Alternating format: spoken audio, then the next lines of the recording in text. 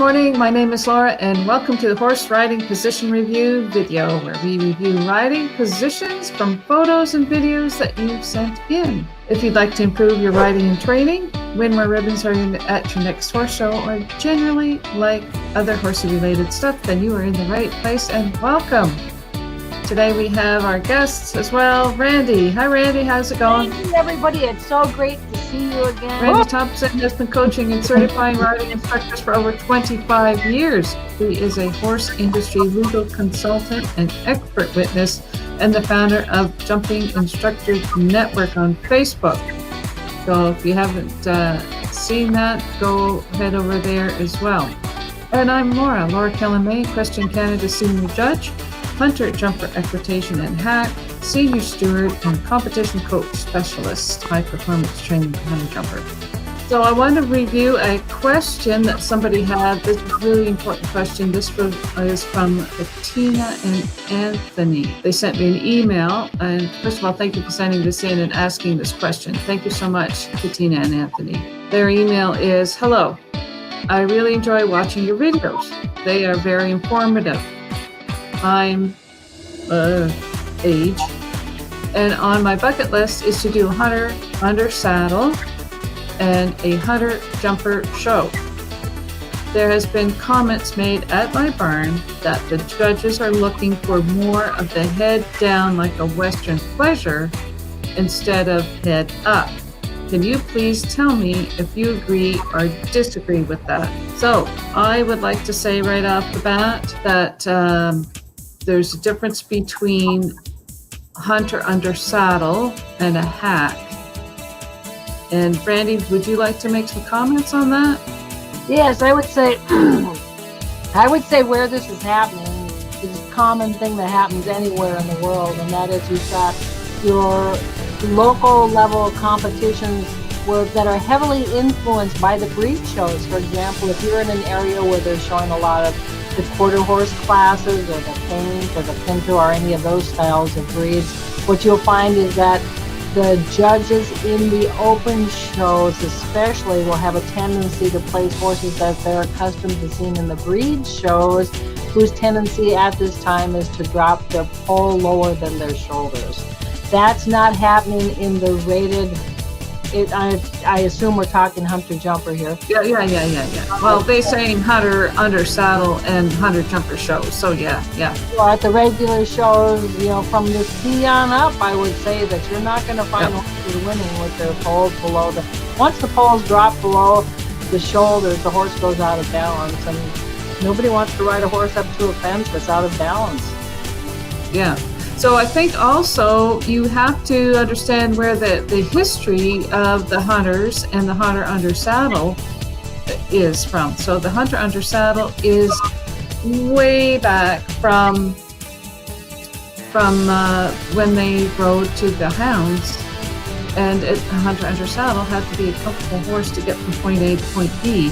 And if your horse's natural head carriage is down a little lower, well, that's fine. But if you are out in the hunt field and your horse has its head down, it's going to get tired and it's going to not carry itself properly and wear itself down so quickly. So I think as far as putting a horse's head down versus head up, the big thing for me as a judge is that you really don't want your horses on the bit in a hunter under saddle class. The hunter under saddle is meant to be a horse that you would go out and hunt with, historically speaking. So you don't really want to have to be able to ride that horse on the bit, but it should be in a frame, a light frame. And they, when you go to the judges' clinics, they always say, well, the horse with the best movement should always win. Yeah, sure, it should always win. But I think the number one thing that you have to do when you go into any of these under saddle classes is performance. You have to be able to do the walk, the trot, the canter, and show those beautifully in rhythm and in balance. And if you go on the wrong lead, it doesn't matter how nice your horse is and how nice a mover your horse is. If you go on the wrong lead, that's a performance thing, and you won't place. What do you say about that, Randy? I agree with you, and that's where it comes down to, basically your riding position. Because if as your riding position develops and you get strong in your position, you'll find that you'll be able to influence the horse's movement in the show ring or anywhere so that they're more comfortable to ride and easier to influence. And that's why Laura started doing the show, is to be able to show people how they can have a balanced riding position that will allow them to create a horse that's more comfortable to ride and easier to influence once the rider gets to that level where they can do that. Until then, as we've talked about, you need a safe, sound, solid horse that'll carry you through until you get to the point where you can influence a horse and be safe. Right, I agree. Yeah, certainly. And as far as head down is Western pleasure versus head up, I'm not quite sure what you mean by head up. Certainly, at a very minimum, you don't want the pole of the horse to be below the horse's withers, particularly at the under-saddle class. I'm sure that's what they're talking about. I'm sure they're in an area where they've got a lot of breed horses. They don't want their poles above their withers for the breed. Yeah, I can't imagine for me to go back to where this historically came from, which was the hunt field. I can't imagine riding a horse out in the hunt field or out on a trail or hacking out with their head down below their withers. For me, that would be quite uncomfortable. But the horse should be on a frame. So for me, the performance is number one. The horse has to have a good performance. Second thing I would look for is manners. That means no bucking, no kicking out, or no nappy, stopping at the gate, and God forbid, no rearing. But those types of manners things, no pinning the ears at other horses, those things are also taken into consideration. Then you have to think of the quality of the horse.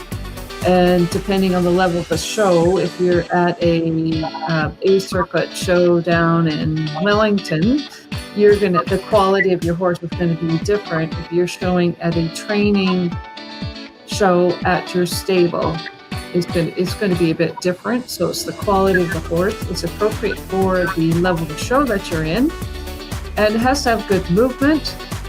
And then it's the way of going is the 1, 2, 3, 4, fifth thing. And to me, this head up, head down is the fifth thing that would influence me with a horse. If you're in a class with 20 horses and 10 of them go on the wrong lead, your horse could still have its head down and still be okay and still be in the ribbons if everybody else kind of screws up.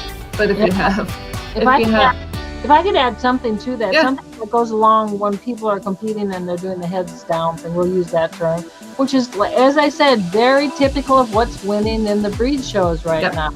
So many of the horses who are competing in the breed shows also have a tendency in their canters to do the 4-beat canter instead of the forward 3-beat canter, especially in the flat classes.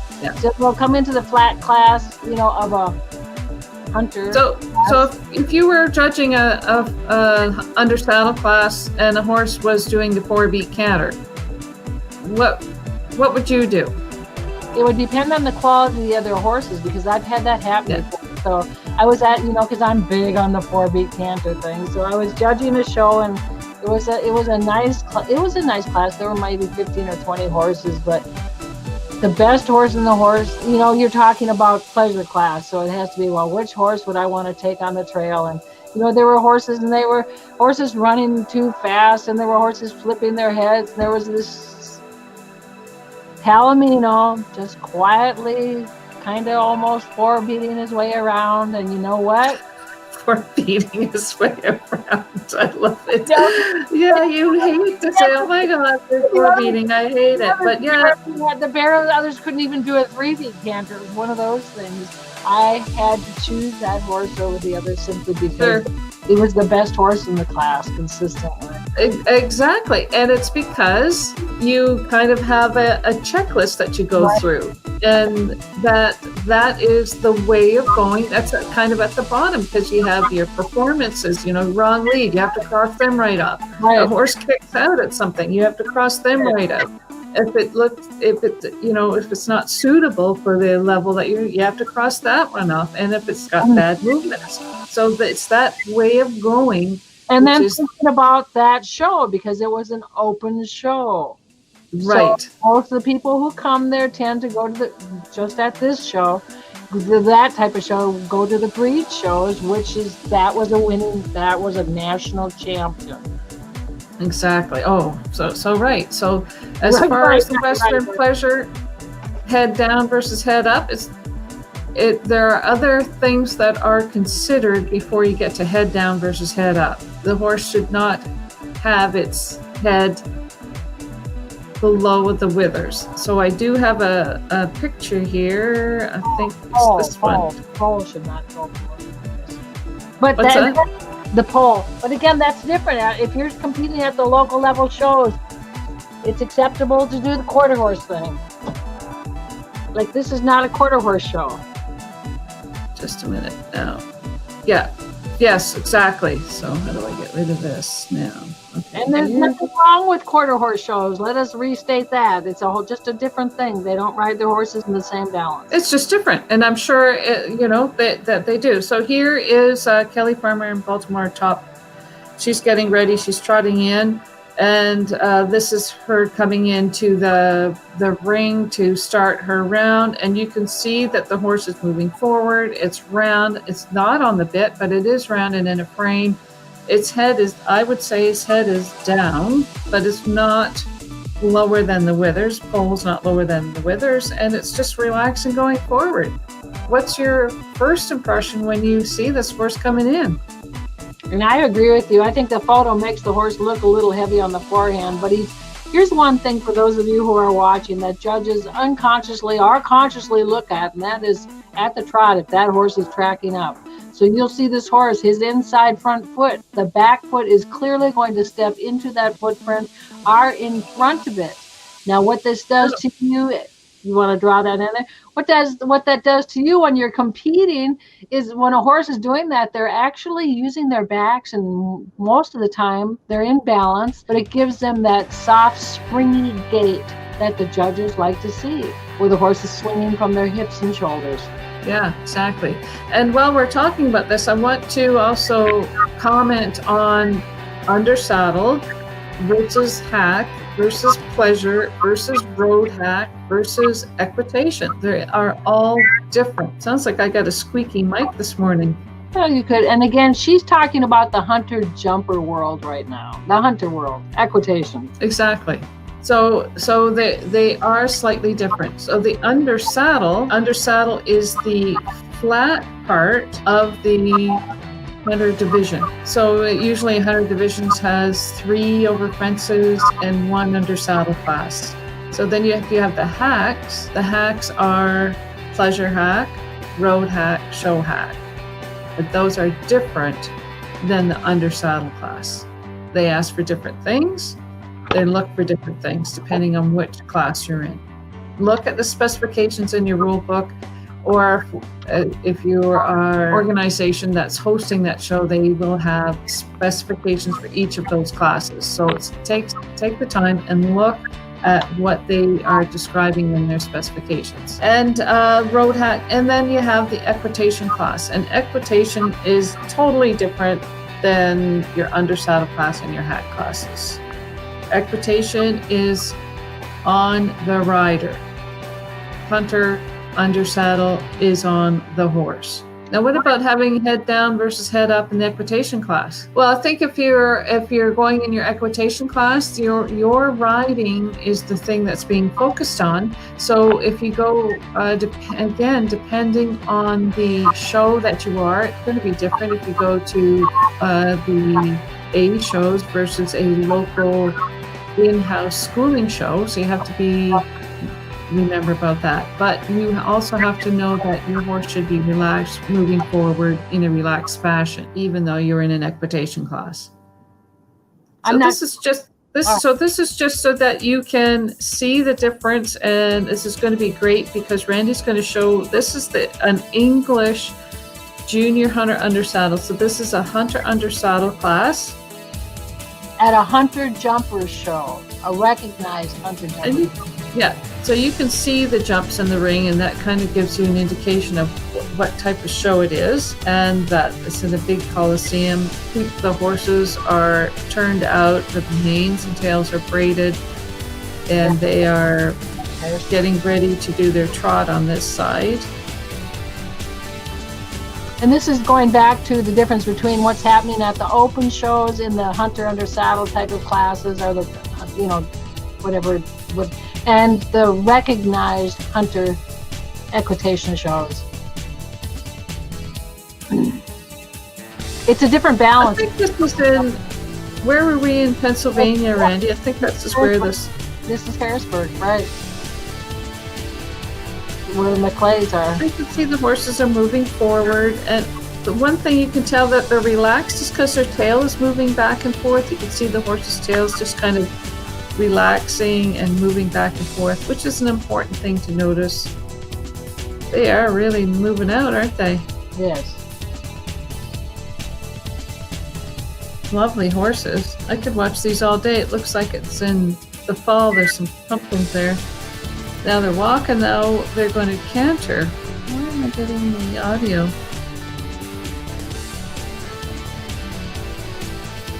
Probably going to get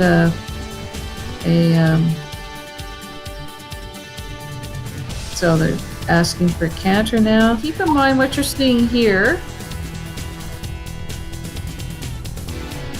And let's get Randy. I'm going to stop my share screen, and then Randy, you can cue yours up. And this is at a quarter horse. The 2018 Quarter Horse Congress is where this is coming from. So the Quarter Horse Congress is the premium place to show your quarter horse. Now, if on the bottom right hand of the YouTube video, you can see a place where you can make it full screen, Randy. Then it'll be a bit bigger.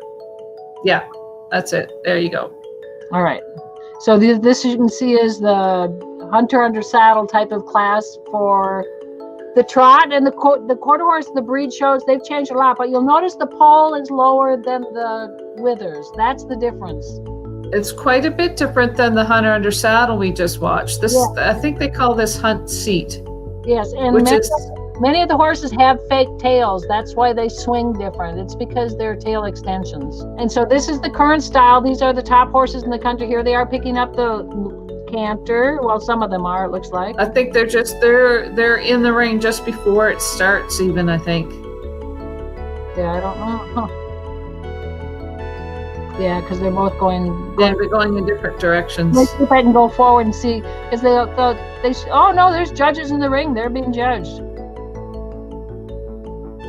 Let's see if we can find something with the low canters. So here's their canters. As you can see, we call this heavy on the forehand. But that's how they're showing in the breed shows, with the pole lower than the withers. But the good news is now in the breed shows, you'll see most of these horses are doing a 3-beat canter. A couple years ago, they were still all doing that 4-beat canter. So they're making a lot of changes in the breed shows where the horses are showing more balanced right now. Yes. Exactly. And if you have any comments or questions, or if you'd like to have your own position review done, send me an email, thistleridge@hotmail.com. And again, if you, Aaron Kelland says, oh my goodness, well, that means you're certainly important. Oh yes, thank you, Aaron. I know I'm important. Thank you. I like to think in my own mind I'm important anyway. And for me, it's all about you. And remember, I do answer all my emails if you send me an email. And this is a process. Your riding position is a process, and we do have to go through all the steps from keeping your heels down, keeping the weight down in your feet, and to use all the available mentors that you have so that you can improve your riding. I mean, we are just one source. If you do have some questions about what we discussed today or why we did it, please send me an email, thistleridge@hotmail.com. And go use this stuff. Go have some guts. Go use this stuff. Right? Thank you. So, bye, everybody.